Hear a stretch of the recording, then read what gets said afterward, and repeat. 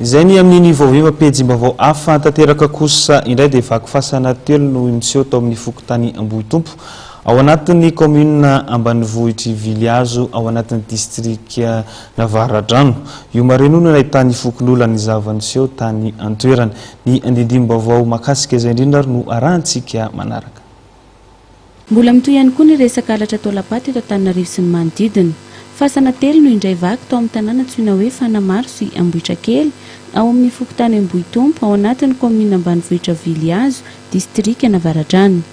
Nosavorintahan'ireo mpangalatra ambony ambany ny razana tao anatin'ny fasana ka nalain'izy ireo ny razambe sy ny razana efa ela ka ny karandoha sisa no navelan'izy ireo.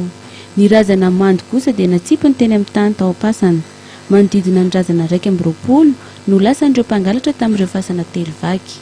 Very fanambola velona ireo fianakaviany maty izay very razana manoloana ity tranga ity ary naverin'ireo mpangalatra nidina ny varavara-pasana ivelany nefa hita somary mitsokatsokatra ihany ka nanaitra ny maro.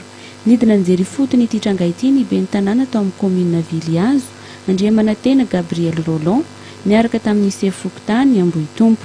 Talohan'ny fiavian'ny orana teo no nanatanteran'ireo tsy mataotody ny asa ratsiny raha ny nambaran'ireo fianakaviany.